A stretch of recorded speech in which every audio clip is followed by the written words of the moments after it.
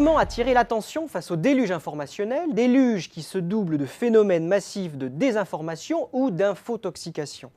De fait, l'attention est pilonnée par les mass médias et les réseaux sociaux, tandis que l'information gratuite et l'infosnacking mal contrôlé font des ravages. Comme le disait déjà en 1971 le touche-à-tout et prix Nobel d'économie Herbert Simon, une abondance d'informations crée une rareté d'attention. Pour bien comprendre cette rareté de l'attention, il faut tout d'abord comprendre l'économie de l'information. L'information rigoureuse est coûteuse à produire. Il faut détecter, décrypter, l'analyser, puis la mettre en forme. En revanche, un copier-coller se fait en seulement 3 clics, tandis qu'une information fausse mais spectaculaire peut se diffuser en quelques dizaines de signes sur les réseaux sociaux. Au-delà de la malhonnêteté de certains émetteurs d'informations, il faut rappeler que les produits d'information sont largement régis par des modèles économiques à coût fixe. Les producteurs d'informations sont incités, une fois les coûts fixes couverts, à vendre l'information au coût marginal, qui est proche de zéro. Cette quasi-gratuité de l'information permet à certains opérateurs de constituer de larges audiences qu'il faut monétiser auprès de tiers, notamment auprès des annonceurs publicitaires. On comprend alors que ce coût marginal nul, favorisé par le numérique, est une incitation à l'avalanche d'informations. Les conséquences du déluge informationnel sont innombrables pour l'organisation, la marque, les clients, les investisseurs et tous ceux qui dépendent de l'information.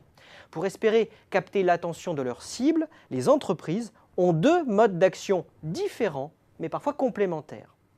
Le premier mode d'action consiste à occuper autant que possible l'espace médiatique en produisant des messages répétitifs et forts. C'est le modèle de la publicité traditionnelle, hérité de la consommation de masse et des mass médias, celui des blockbusters et d'Hollywood.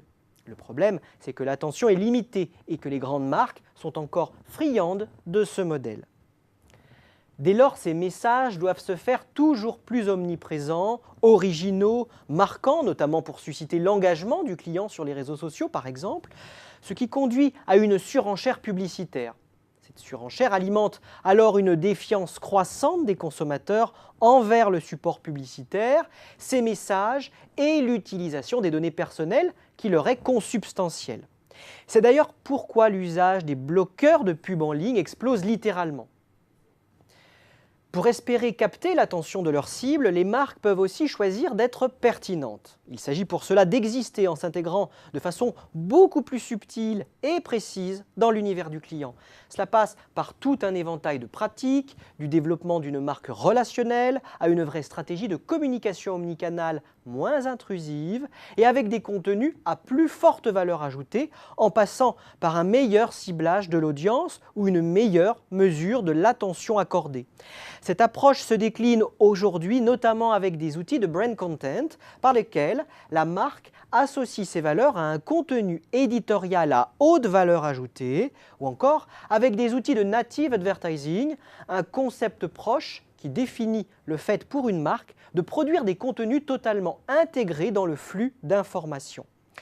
La question de la rareté de l'attention se pose aujourd'hui avec d'autant plus d'acuité que progressent les faits alternatifs, l'intox et autres post-vérités, fake news, hoax et réinformation.